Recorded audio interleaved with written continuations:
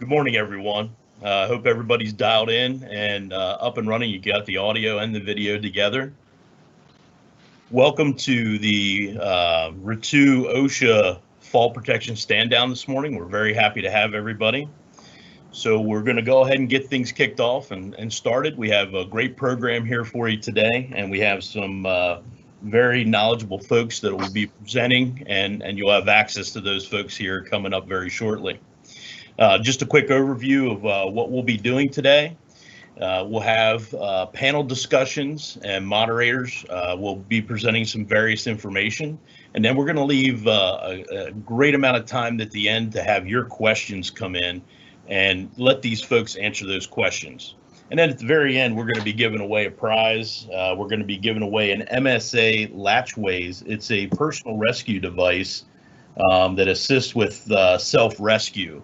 So this is about an $800 value and courtesy of RETTEW's Safety Department. So with that, let me get into the introductions of the folks that you'll have access to today, and we'll be presenting some material. First, we have Mr. Kevin Chambers. He's joining us. He's the OSHA Area Director out of the Harrisburg, Pennsylvania office. And with him out of the Harrisburg, Pennsylvania office is Dale Glacken. He is a Compliance Assistant Specialist. You also have Mr. Luke Lazar. He is the Service Area Director for RETTEW's Safety Group. And you have Kelly Kramer, who is RETTEW's Safety Training Group Manager here. So again, decades of experience. I strongly encourage you to jot down those questions you have for this panel and this group, and we'll leave plenty of time at the end. And I appreciate everybody attending this morning. A lot of good stuff, so let's get to it. With that, I'd like to turn it over to Mr. Kevin Chambers. It's all yours, Kevin. Good morning, everyone. Thank you for joining us virtually. This is a little bit different of a fall safety stand down I've experienced before. The last time was with about 200 smiling faces in front of me, so we'll do this the old-fashioned way. As I was introduced just a bit ago, my name is Kevin Chambers. I'm the Area Director for the Harrisburg Area Office for OSHA. I've been in the position now for a month. Recently coming from the Allentown area office, where I was a manager there for about a decade, overseeing the safety compliance staff on both the general industry and construction side. In the Harrisburg area office, we cover 14 counties in central Pennsylvania. Essentially, the heart of Pennsylvania is there was an old ad years ago talked about the Susquehanna Valley being the heart of Pennsylvania, and that means a lot because we actually are neighbors with every other area office in Region 3 in Pennsylvania. Region 3 is Pennsylvania, Maryland, Virginia, West Virginia, and Delaware, as well as the District of Columbia. And we cover a very large portion of the population here in the United States. So as far as the fall safety stand down, I have a lot of background dealing with fall protection. And one of our national campaign posters has a picture of a gentleman who says that when he fell, he didn't only shatter his body, but he shattered his life. And in 12 years with this agency, I've too often witnessed the truth of this. I remember a time when I was a compliance officer back in 2009, where I was on my way back from an inspection, and I'd received a phone call about an accident that occurred in Pottstown, Montgomery County. That there was 2 iron workers that had been injured and been transported directly to Reading Hospital to the trauma unit after they had fallen from iron. So when I arrived on site, I met with the superintendent, and as I was waiting, and this was only a short period of time after this fall had occurred, I intervened. There was additional people that had fall hazards on the site on a related side of the structure. It was a strip mall, and the accident occurred at the north end of the site, and this was down closer to the jog trailer. It was just kind of surprising to me because they had 2 employees just get taken away by ambulance, and yet the conditions were still going on. So after I waited for a little while, the supervisor for the steel erection company come in. He had been staying in a hotel. They were from out of town. They were from Ohio, and the guy came in and he was high, and which really kind of set a negative tone on everything for the rest of the inspection. What happened was that the supervisor had forced one of his own workers from the company from Ohio, as well as a union late iron worker that they pulled in from the Reading local, to work at 22.5 feet conducting iron working. The union member was about 6 months out of his apprenticeship. And he kept telling the supervisor, he goes, look, we need to be tied off. And the supervisor was like, no, you're doing connecting work, so you don't need to be tied off. In reality, what they were doing was they were actually stocking the top of the iron because it was 2 days before Thanksgiving. They wanted to send the crane away, so they didn't have to pay the rental for it over the Thanksgiving holiday. And the supervisor was on the ground, was doing the signaling for the crane operator, and it was very poor conditions. It was foggy and it was snowing, and he was unable to see where he was eventually landing the material that he was setting. So what ended up happening was that the supervisor had caused the iron to become overloaded that had not been fully connected yet. And what eventually happened was that the web joist that they were loading began to twist, and everything, 2 personnel and a large amount of material fell 22.5 feet to grade. The company man then bore the broken pelvis and has substantial internal injuries. The union worker rode one of the bundles of decking down almost like a surfboard, the way he described it to me, came in contact with the ground, and the bundle of decking went everywhere. It was a mess. But the saddest part of it was I had to go in there and interview the guy, the union, in his home, and his wife was devastated. The man was pinned up from wrist to elbows, and he was just absolutely miserable, and I had to keep stopping the interview because his wife was just absolutely distraught with what had happened. And I said to her at the time, it's like, you care more for your husband than this employer did at the time. Now, that's usually not the case. But ultimately, skilled workers are a valued asset. And that's why the fall protection campaign is so critical, to make sure that people go home intact and that you're able to keep these good, skilled workers on the job site where they need to be. With that, I thank you for your time, and I look forward to hearing the rest of our speakers today. Thank you. Fantastic. Thanks, Kevin. Very important, and it makes it very relatable. So I appreciate that very much. Just one more editorial note here for those of you that want to submit questions. In your toolbar, if you go down, there is a section where you can hit the show Q&A, and then you can type in your question down below. So again, thanks, Kevin, for that. And now I'd like to turn the program over to Dale Glacken. Dale, it's all yours. Good morning. My name is Dale Glacken, the Compliance Assistant Specialist out of the Harrisburg area OSHA office. And what I want to do is just go over a few statistics with you. And should you want this whole PowerPoint, it's about 60 pages long, I can send that to you. No, we will not be going over that this morning. So let's just take a look. We have our fall protection stand-down this week. This is our 7th one. We've had a lot of success with these, folks getting behind it, trying to make a difference, trying to change the lives of their workers. We're trying to raise that awareness, and as part of that, we're trying to change the culture where everybody, the employees, the employer, everybody gets behind this and does the right thing for the right reasons so that nobody gets hurt, so that everybody goes home at the end of the day. That's what we're trying to do, raise that awareness, change the culture. Where are we seeing the bulk of our bad accidents, our fatalities? Well, of course, construction, all of our transportation and warehousing, and this would actually be the rate per 100,000 workers. So we're losing quite a few workers in these different buckets, and that's what I wanted to go over with you a little bit. Specifically, when we look at the top 10 areas where we're seeing people losing their lives, we see roofers, structural steel, and the surprising one is first-line supervisors. First-line supervisors have a rate of over 20 people dying per 100,000. Yes, it's even the supervisors, not just the roofers and the structural folks. So we're trying to get ahead of these numbers. We're trying to make a difference, and you can help us with that. And what I will say about supervisors, they're not immune from having an injury. They can have an accident the same as anybody else. So when we look at these and we break down what areas we're seeing them, this is our top areas where we're finding our fatalities. Transportation's highest, but then we also see slip, trips, and falls. 791 folks died in 2018. This is what we're trying to get ahead of. That's the purpose of this stand-down. Now, I've actually tracked our fatalities with falls over the last couple decades, and this is the tail end of the chart. And what you'll see is we actually made some progress in 2018. The numbers started coming down. So these fall protection stand-downs are making a difference. That's why we're continuing with this effort. This is why we need your help to continue moving this graph in the right direction So they're all working, but we need your help to get there. These falls are all preventable. I went back and I pulled the BLS data to see where they're actually occurring, and falls from the same level. We're getting quite a few, but falls to a lower level is definitely the biggie. 615 of those 700 fatalities were falls to a lower level. So let's take a look at construction for a minute. This is how many fatalities we had in construction, over 1,000. And their rate across the board is 9.5 per 100,000 workers, which is almost 3 times the national average for all industries, which is 3.5. So we're losing quite a few folks due to fall-related fatalities, and that's the next slide right here.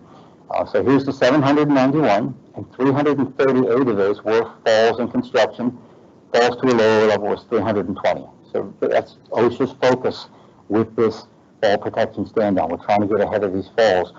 And we're also looking at other areas too. 58% of our fatalities fall into one of these 4 categories within construction: falls, struck by, electrocution, and caught in between. And as you can see, falls is the big one. So how are we going to get there? Well, the only way we can get there is if we all work together as a team to make that happen. And so let's look at some more numbers. So what type of items is OSHA finding whenever they're out on an inspection? And let's take a look at this list. 7 of the top areas that OSHA is finding citations are fall-related. Fall protection and residential construction. Residential construction, while other numbers are coming down, that's going up. We need to get ahead of that one. That's definitely a concern for us. Ladders not being extended 3 feet above a landing, okay, that's one. Training for folks exposed to fall hazards. Yes, that's important. And when you actually dig into the training piece of the construction standard, it's just not off of ladders for training and other areas where people are exposed, but also stairways and other things. So go back and really look at who all needs training in the standard. Unprotected sides and edges. This is for construction, and what I will say, in general industry for falls, this is a big one as well, where we're finding citations, unprotected side and edges in general industry. Aerial lifts, people are not following the rules. We have the ANSI standard that's out, goes through a lot of different requirements. People got to follow the rules for fall protection on aerial lifts. Working on low slope roofs, so having the proper warning lines of what's needed there, very important, as well as scaffolds. And so when we look at this, this actually covers many sections of the OSHA standard. This is where we're finding our citations, which lines up with these fatalities. So how do we prevent falls? The first way we can go about it is a passive approach. You don't actually arrest the fall, but you actually prevent the fall to begin with. The second option is how we stop the person if they should fall. And there's always good options there. Our standard's full of different options for employees. You can put a cover over a hole. You can have a guardrail. You can have a restraint system. Even though it's not listed in the construction standard, there are 2 letters of inter. So my question for you is, if you're less than 17 and a half feet from the ground, and you put a harness on somebody, are they going to hit the ground first? And that's why you may want to go back and look at restraint to keep somebody from falling to begin with. And then we have other options for specific tasks, such as warning lines for roofers, controlled access zones for controlled deck, for overhang bricklaying work, controlled decking zones, and then safety monitors for roofing as well. But you know, if you want to use one of those, give us a call and we can work you through the regulation and see what you can and cannot do.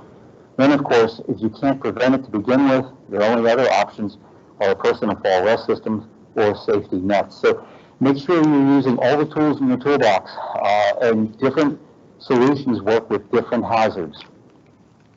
So let's talk about the stand downs for a moment.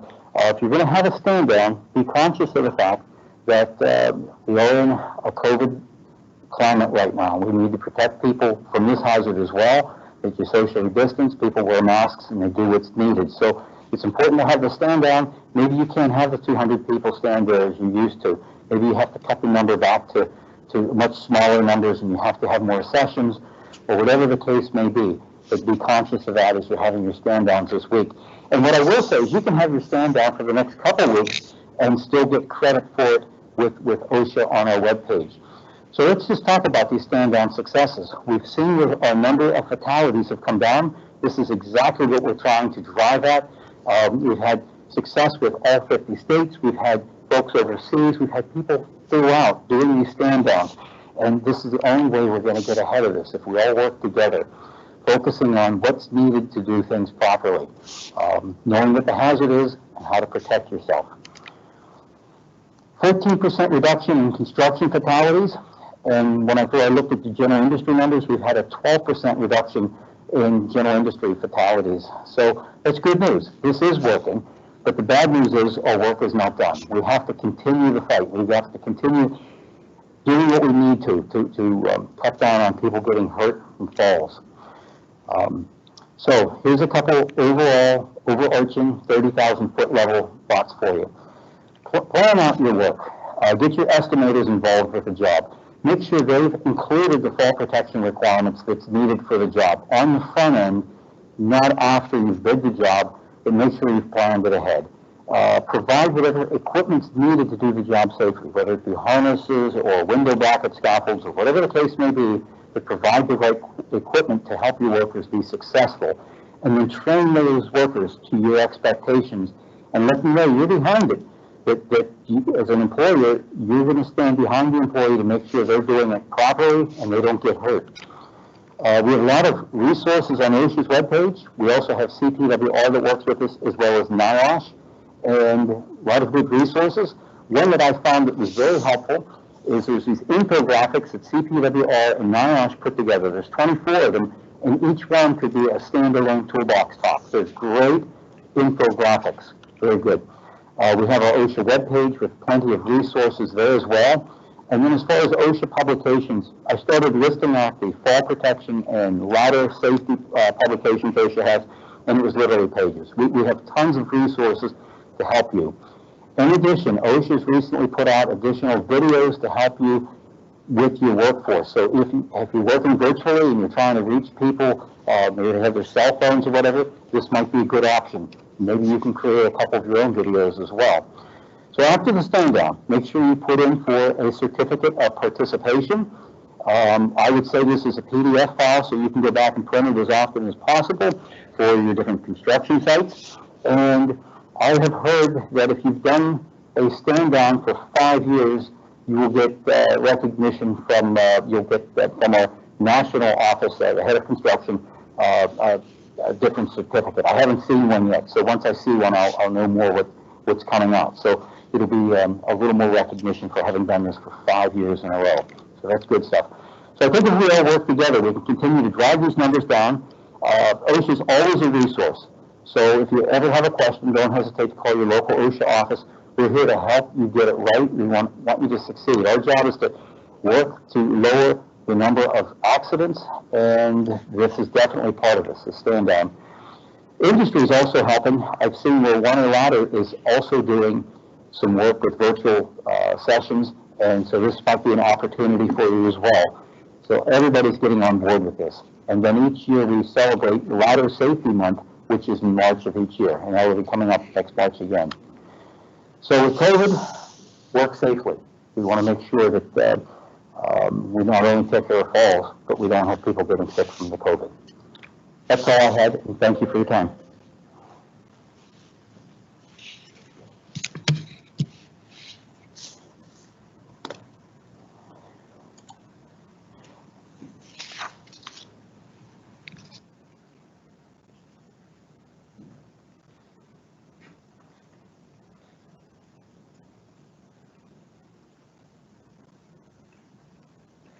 Looks like we may have lost our narrator.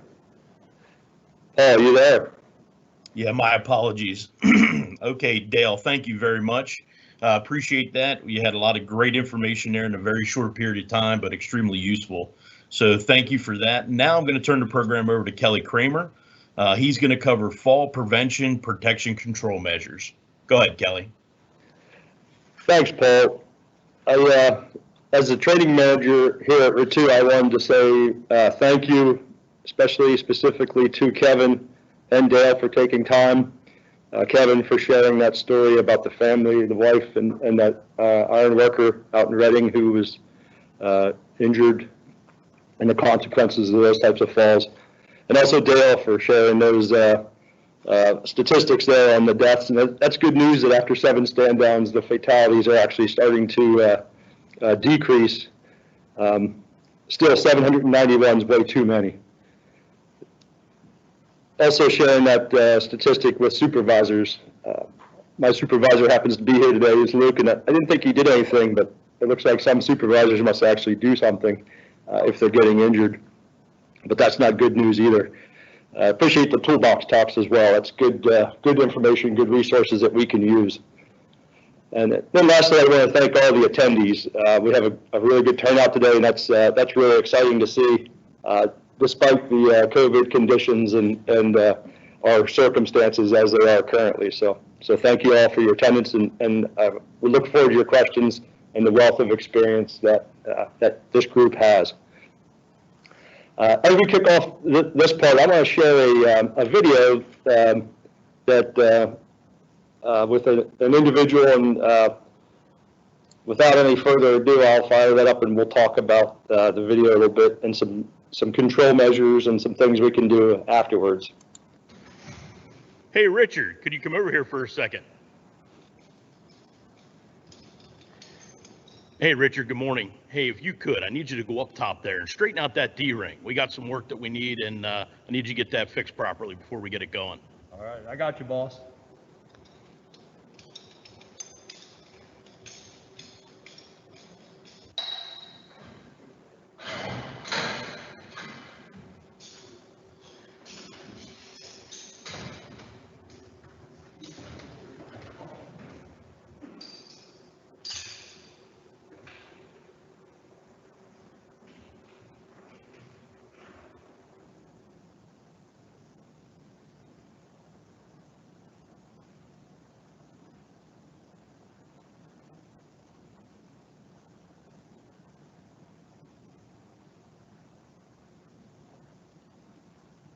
Hey, Richard, it's that center D-ring. Get that straighter, Richard!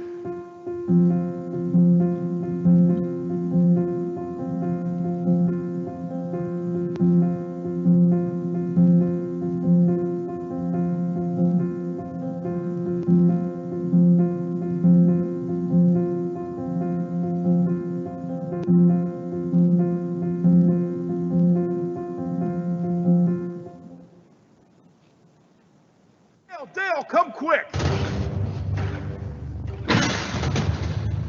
It's Richard. He went over the edge. He needs help.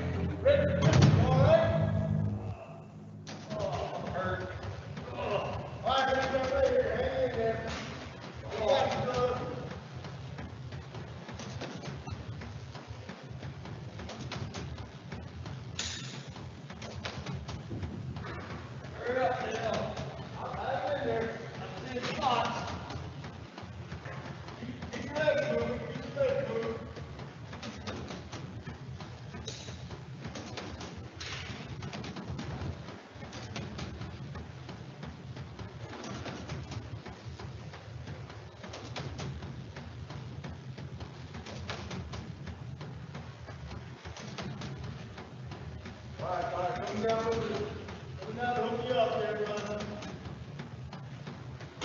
Hang in there, Richard, hang in there.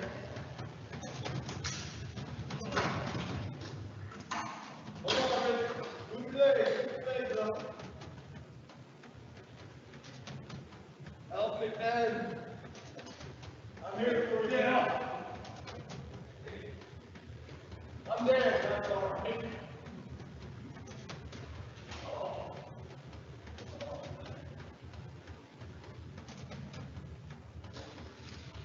I got you moved up now, Richard. Hang in there. I'm going to give you a little lift off your wall protection. I'm not 100% sure how we're going to relieve that pressure, Kelly.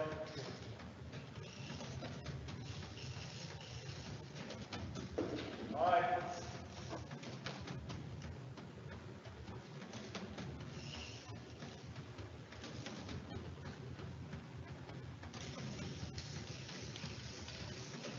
All right, start lifting here.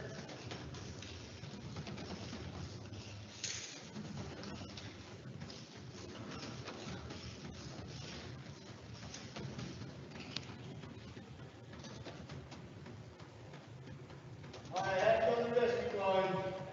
Get on the rescue line, Richard. All right, gonna drop your lanyard down your back.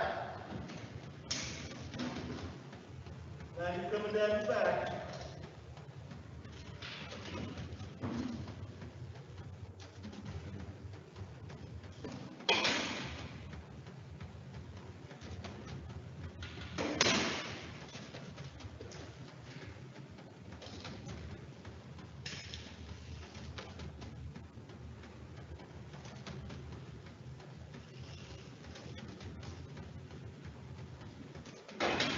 All right, ready to go down? Ready. Up and down. Nice and slow and controlled, up and down.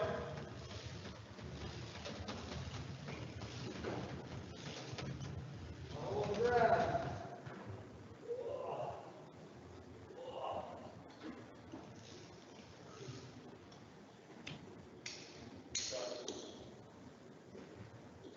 You're the best.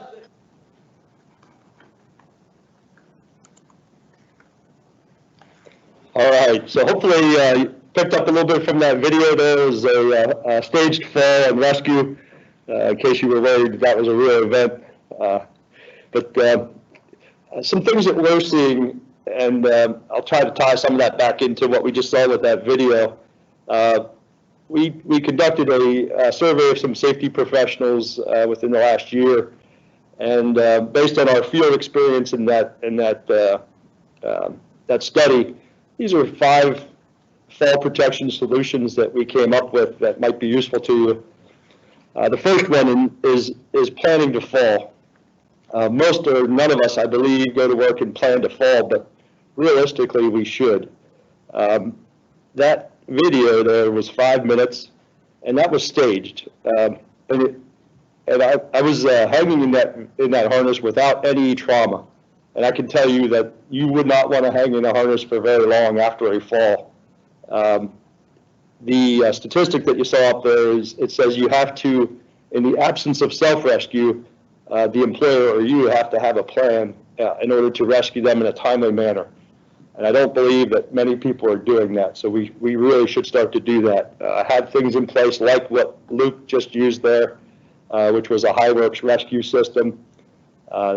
And that comes out of the mining industry in Canada and is a pretty simple system to use. So think through what's going to happen when and if you fall. Number 2, get the equipment that you need. It is amazing, and I think any safety professional can attest to this, the amount of equipment that is there now compared to just even 10 or 20 years ago. There's so much more out there, and if there's a system that you're looking for, chances are it exists somewhere. If not, there are groups and engineering firms out there that can design that. I know Luke has worked on several projects with that to develop solutions for many of our clients. So number 2, get the equipment that you need.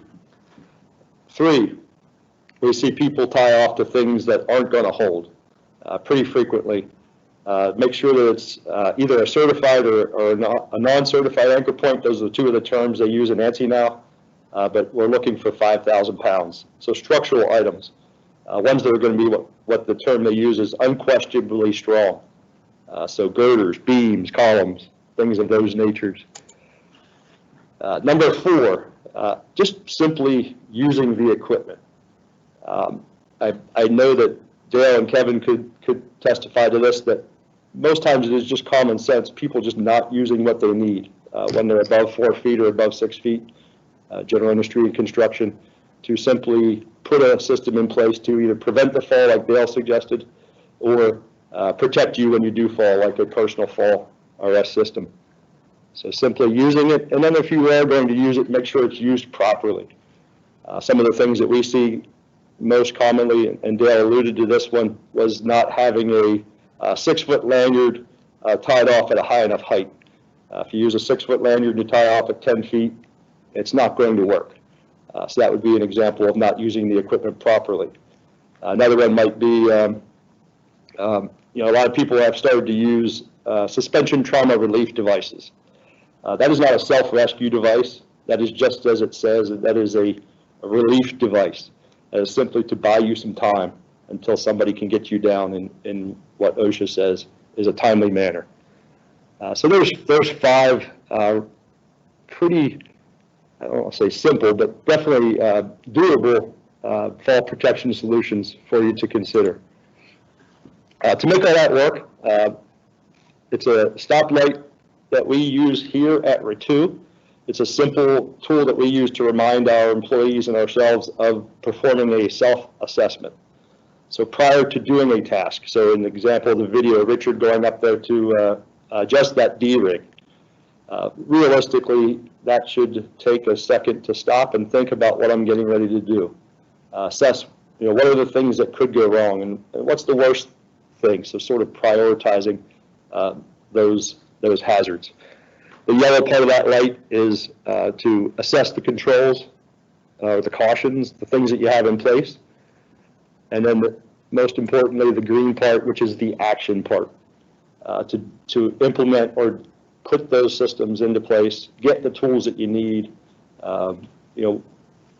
If you don't have the training, stop work and take the necessary actions.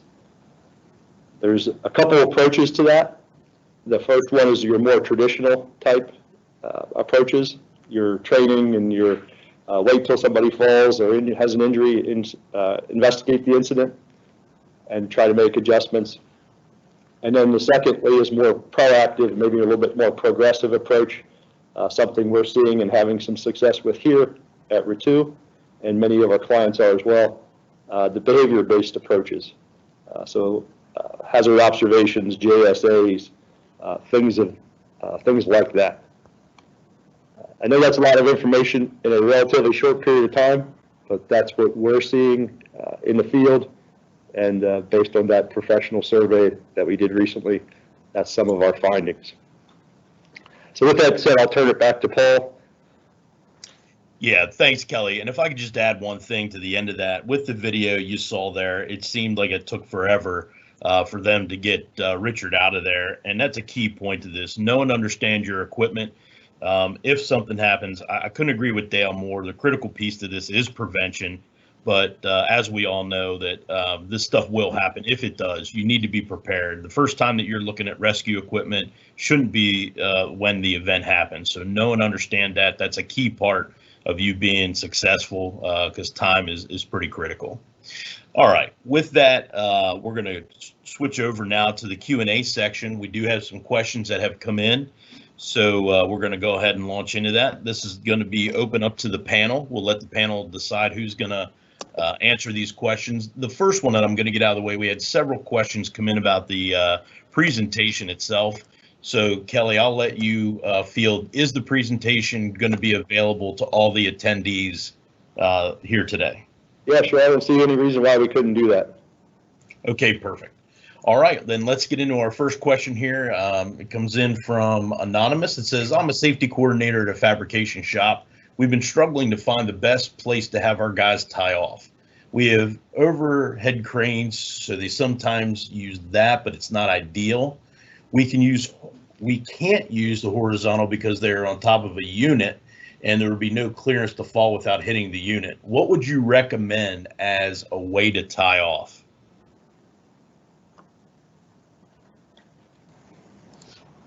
Paul, this is Luke. I'll jump in on that one first if you'd like me to. So there are a lot of options that are out there. I would start by saying the best thing to do is to have somebody with expertise and credentials evaluate your situation, look at your best options based on the size of the units that you're moving around, how much clearance you have in there, crane use, and all those types of things.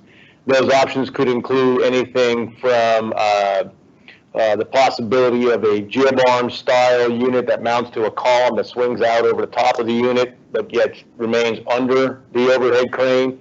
It could be a rolling A-frame type of system or unit. There's post systems that could be floor or even mounted onto the device that you're fabricating before you stand it up, much like we would do in the construction industry with a column. Have the anchor built into your system, your unit. There's also units available that a couple companies make that mount to the bottom of the crane rails themselves. So as the crane moves, the fall protection moves with it. There is also a powered unit that will bring that fall protection down to you. So if the overhead crane is 25 foot above you, it'll bring the hook down for you to hook onto. And there is a lockout, tagout, dead man integration system available as well to shut that crane down. So basically what you could do, the fabricator could position the crane over the top of his work area as usual, lock and tag out that crane in a stationary position, and use the structural support of the crane itself where fall protection is connected and lower a hook down to the workers. That puts a personal fall arrest system at, you know, the highest possible point within that building, and seems to do a very good job. So it really starts with that evaluation. What are you doing? How are you doing it?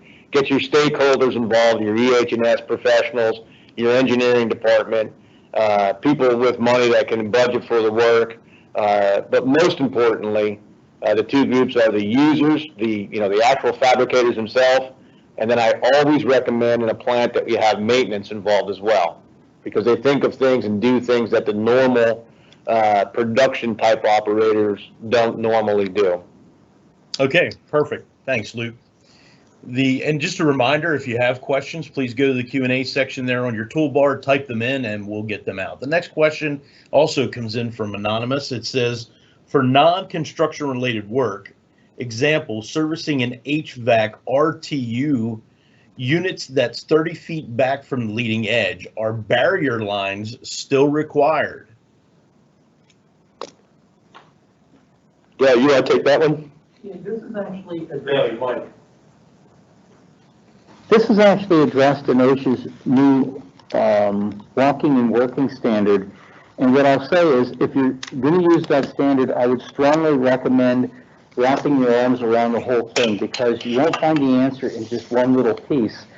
But it lays it out for low slope roofs of 0 to 6 feet, 6 to 15 feet, and 15 feet and beyond.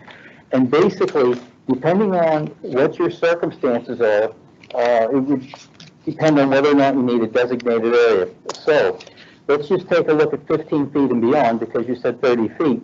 It says when work is performed 15 feet or more from the roof edge. Now this is a low slope, less than 412. An employer must protect the employee from falling by a guardrail, safety net, travel restraint, or personal fall rest, or a designated area. The employer is not required to provide any fall protection, provided the work is infrequent and temporary, and the employer implements a work rule prohibiting employees from going within 15 feet of the edge of the roof. So if that work that he's going to do is temporary and infrequent, then you could use the designated, you're not required to provide any fall protection if it is temporary and infrequent. So if it's working on an HVAC and there's no skylights or anything else in the area, quite possibly then we would be in good shape. Now you'll find there's no definition for the word temporary or infrequent in the actual standard, but there is discussion on it in the preamble, and basically temporary is the duration of the task. They're generally less than 1.5 hours, and it's an infrequent task, meaning it's something you do when needed, maybe once a year, once a month, but if you find yourself up there all the time, then it wouldn't be infrequent. So if it's just going up to service that one unit temporarily, you're good shape if it's a low slope roof, but you have to put together a work rule to that effect. And I was actually thinking about the first response, and I think there's many answers to that first one. And I think if a company's doing something a lot, where they're doing the same type of work over and over and over, we actually do have a directive that lays out the amount of time in hours that you would actually do that work.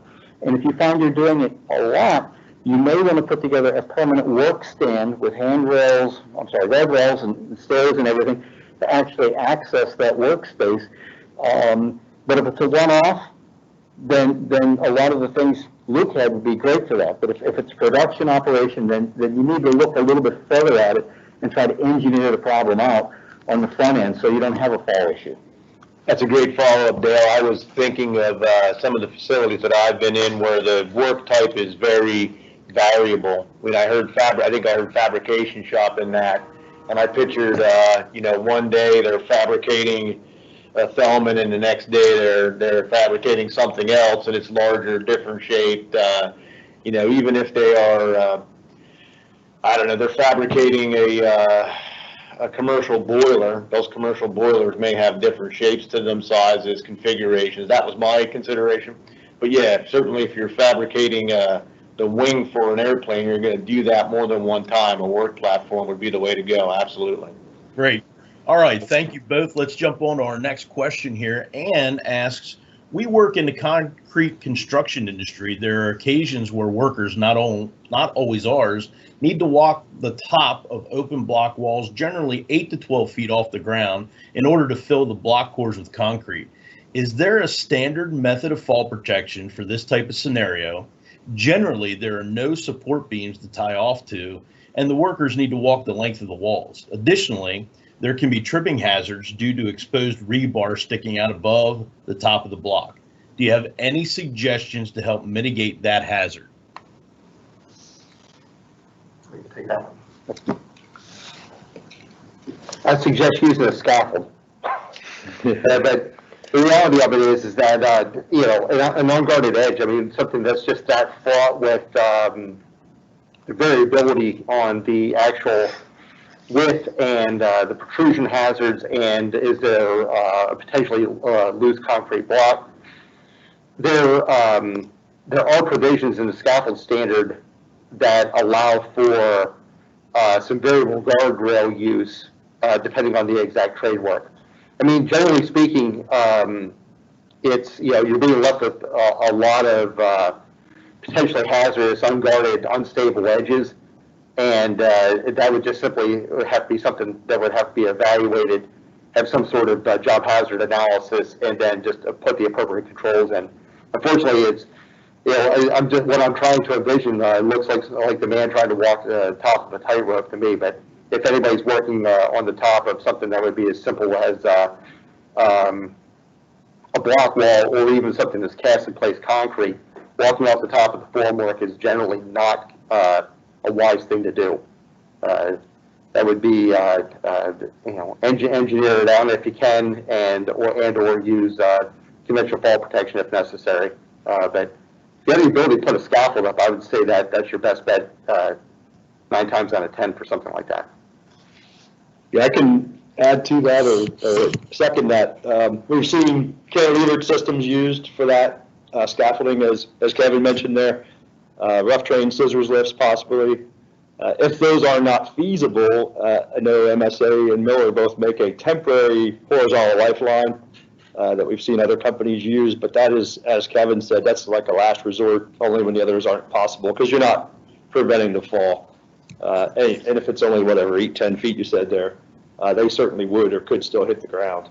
Even with a self-retracting lanyard, I think they recommend 14 feet, 12.5 feet, something like that. Don't quote me on that, but somewhere in that range. It's still going to hit at 10 feet for sure, even with an SRL with the sag and the elongation of that SRL. Yeah, I would think also, just to add on that, OSHA may take issue with the walking and working surface itself. And if that wall had just been laid up, you would think that the scaffold would be there, and that would be the time to pour those blocks. So it could be job sequencing, could very well be sequencing, but also, walking a top, and especially multiple people with concrete, walking the top of a green uncured block wall may be yet another issue. Excellent. Excellent responses. Thank you. The next question we have is from Francisco Gallardo. How could we evaluate the risk of orthostatic hypotension once the rescue is done? Well, that's not really my expertise. Any of you guys have anything on that one? I would think they would need to, I mean, if somebody's hanging up there, you don't want to have somebody with blood clots traveling around their body. So if somebody's hanging there, I would definitely get them emergency help. and let a professional in this area, a physician, do that assessment. Paul, you have some emergency response background. Can you address that a little bit? Sure.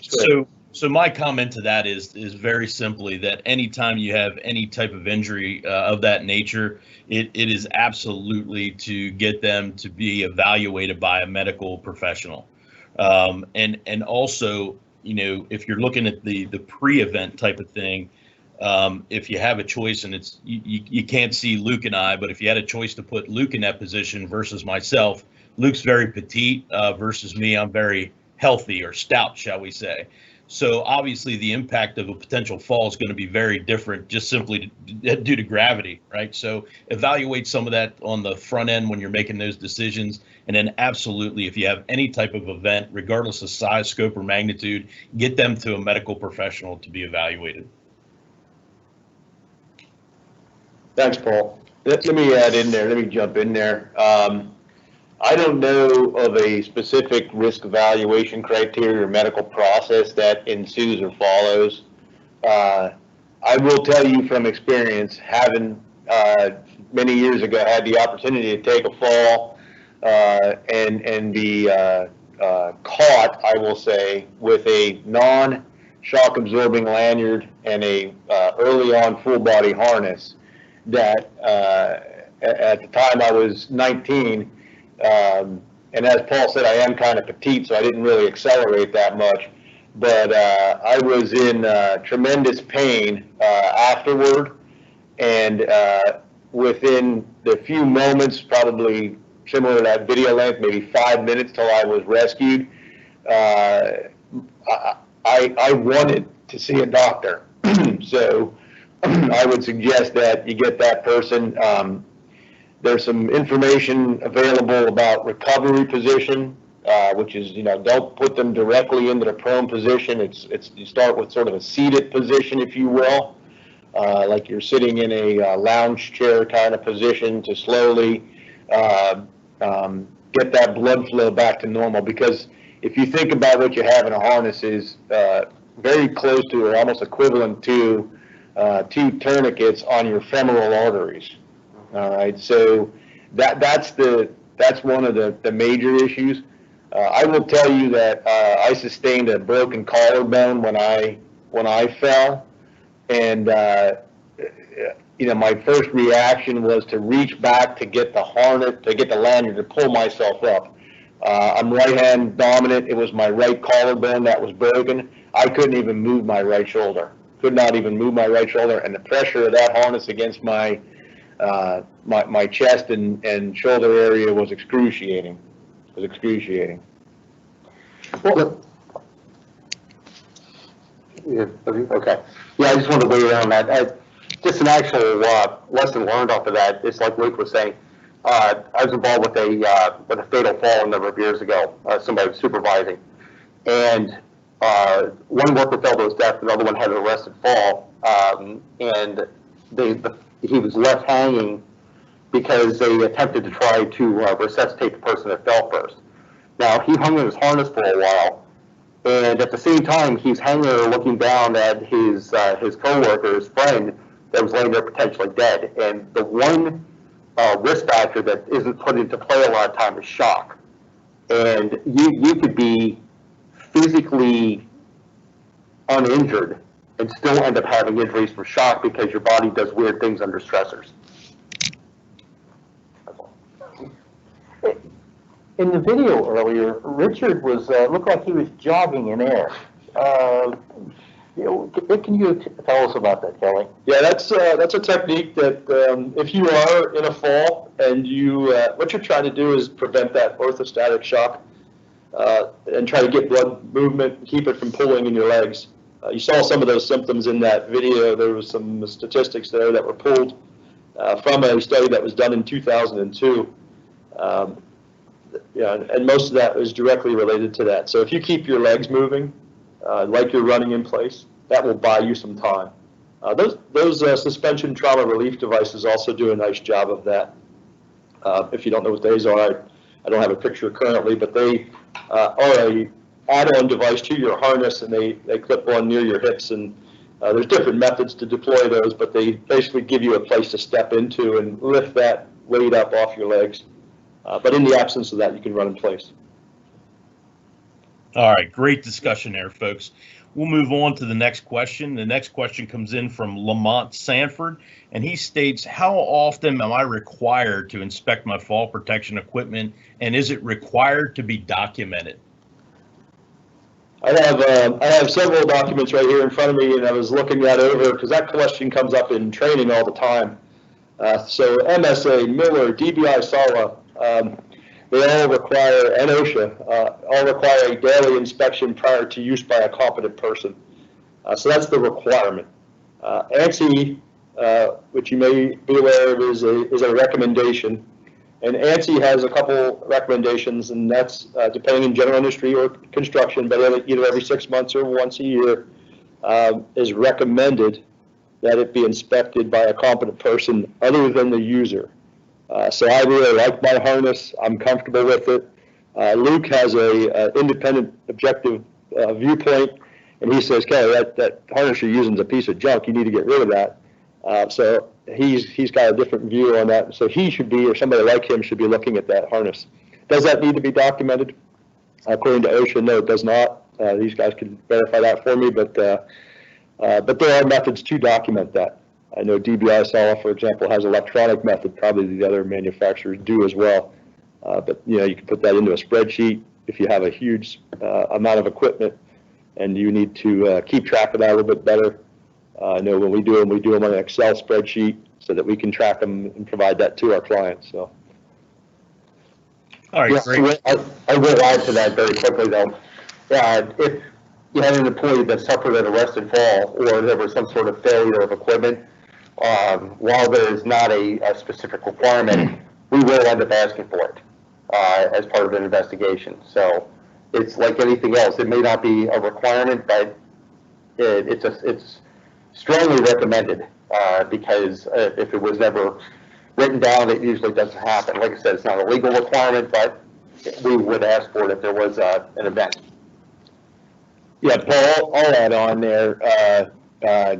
If you're taking the time to do it, taking the time to document it doesn't add that much. And I would challenge that if one of our compliance officers to my left were to come into a facility, find a bad harness, and you could somehow prove that within the last maybe days or weeks that thing had been inspected and there's a possibility that damage occurred in the last week or two, you may find some leniency.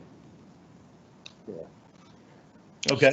I'll do a preemptive strike on that too, Paul. The other question that comes up that echoes that one, is closely related to that one, is doesn't a harness expire? And no, they do not technically expire unless the competent person during their inspection, or the user during their inspection, deems it to be unusable, or there's, as Kevin said, a significant impact from a fall. Both those things would require to be taken out of service and essentially expired. But as far as like a set date, 2 years, 5 years, 10 years, no, they do not. We see tons of people getting rid of harnesses that are perfectly good, unnecessarily, and I hate to say it, but wasting a lot of money when they don't need to. So. And the last piece of that, I guess, would be to make sure that it still holds up to the manufacturer's specifications and guidelines. So it's super important to make sure that you're checking all those boxes based off the manufacturer of that piece of equipment. Yeah. Okay, next question comes in from Anonymous. If there are no approved anchor points on a roof line and my work area is within the leading edge and my only option to tie off to any structure is the RTU I'm working on, would OSHA have an issue if a roof curb was used as my anchor point, even though it's not an approved anchor point? That sounds like a question for OSHA. That's a good question, but before OSHA answers that, I'd like to add on to that. That's a lot of words for you, Paul. RTU rooftop unit. You may want to ask yourself, do you need, so you said leading edge, okay, I get that. Is there another option other than a fall protection anchor? could this be considered a positioning device, a restrictive device that keeps you from getting to that edge? Now you can greatly reduce your requirement for strength, and some of these things that you would not typically use for fall protection, personal fall arrest anchorage, may meet the requirement for worker positioning. Right, so I'll just throw that in. You know, first of all, thank you for Luke for getting us off the hook on that question. Very much exactly what you're saying. And in a situation where ultimately it's going to come down to the on-site competent person being able to take an evaluation of what's right and proper for it. But at the same time, there's been enough engineering thrown at temporary and non-penetrative anchor systems over the years that you can, furnish yourself with a very appropriate and easily installed, easily removed anchorage point without causing any root penetrations or further damage. And the picture that's up on the screen now is a preventative fall restraint system that, if you don't know what that is, and I wanted to see a picture of that Kevin and Luke are mentioning there. So just wanted to share that. Perfect. All right, a couple more quick questions here. This one comes in from Miriam Cunningham. Do I need fall protection while walking along the edge of an excavation? It's not required in It's not required in the standard, but I would keep people back from that edge. And where people get into a lot of trouble is maybe it's a very long excavation, 200 feet long, and so they'll try to make something to cross over the top of it. If it's more than 6 feet, there you have to have protection on that crosswalk, so you don't fall down in. But it's generally not a good idea to be working along the edge. It's just put yourself in harm's way. Dale, can I add on that question? So is your interpretation then that that's not a fall hazard? Because the fall protection standard says if you have a fall to the lower level, is the dirt 6, 10, 12, 20 feet below not a fall hazard? If you're crossing over, most certainly. If you're along the edge, If you read the fall protection subpart M, it excludes trenching, and that part gets picked up under subpart P under the trenching standard. And it does say if the trench or excavation is 6 feet or greater and not readily seen, fall protection, a cover, a guardrail, or other means shall be used. So there's a lot of ifs in there. So there may be, but typically, as Dale said, not required. But at some point it's dark out, you're working night shift somewhere out on the bridge project and you got a trench opened up and somebody's going to walk into it and fall 12 feet into a trench. It better have a guardrail, or it better have a barricade or a cover on it. That would be my interpretation of that. Let me weigh in on that too. Just because it's not an OSHA requirement doesn't necessarily mean it's not a hazard. We from the agency standpoint applaud better and best practice. The other factor is if you want to go from fall prevention stand down to excavation stand down for a second, trying to keep people off of the edges of a excavation like that is also advisory, because you're unnecessarily adding in some degree of surcharge loading or something that could affect the face of the trench and cause a secondary issue to it. So from a pure risk standpoint, it's an unnecessary risk. Which, you usually in OSHA, we are dealing with absolutes and black and white and vertical standards and related guidance on that. But this is just a situation where if you don't need to be there, don't be there. Perfect. All right, so we're getting tight on time here. We have one last question. I believe this will be a fairly quick one, and then we'll wrap the program up. The last question comes in from a Mr. Arnold Horshack, and it states, if my company performs general industry type work, but I work on a construction site, does the 6 feet rule apply to me?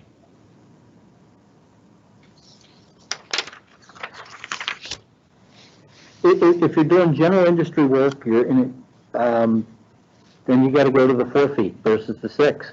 You gotta look at, what type of work are you doing? Is this new construction? Are you replacing, something in kind? You gotta weigh these things all out, ask a lot of questions. But if you're doing general industry work, the number drops to 4 feet. And if you have any question, I just work off the 4 feet. That way you're not gonna get in trouble. But if it's truly construction, now you're at 6 feet. If it's general industry, you gotta work off the 4. If you're in doubt, I'd go back to the 4. Yep, perfect. There's some exceptions in there. So that wraps it up. Again, we are right up against it on time.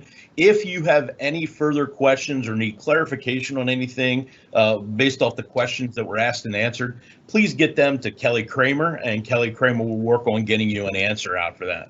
So I'd just like to thank everybody here today. Very much appreciated, all the attendees and all the folks on the panel. This was brought to you today live from our training center in Mechanicsburg, PA. The video was also shot in our training center in Mechanicsburg, PA. One of the other things I'd like to throw out there is the folks that you have here today from the OSHA office. Listen, it is super important to understand that those folks are there to be helpful and assist you. A lot of times folks will look at OSHA just strictly from an enforcement standpoint, and that's absolutely not true.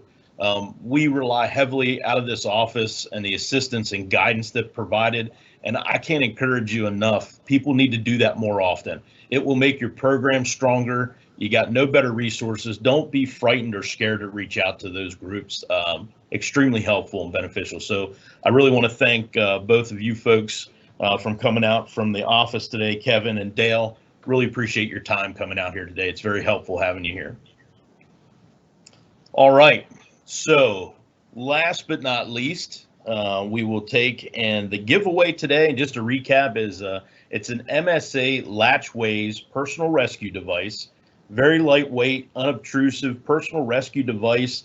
It's an integrated full body harness system for self-rescue.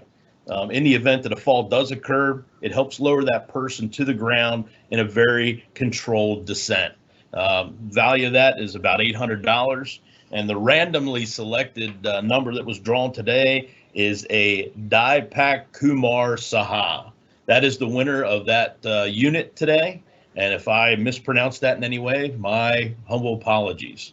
So thank you very much. I appreciate everyone's time. Anybody on the panel have any final closing comments? No, I just want to say thank you all for your time and your participation. And I would encourage you, if you haven't had the fall protection stand down with your workers, where you go out and look at operations that people do, where you have concerns, where you have hazards, new equipment, whatever the case may be, that you take the time to go over your expectations with your employees over the next couple of weeks and put in for a certificate of participation in this year's fall stand down. All right. Well, with that, we're going to wrap things up today. And again, thank you everyone for participating. Have a great week and be safe.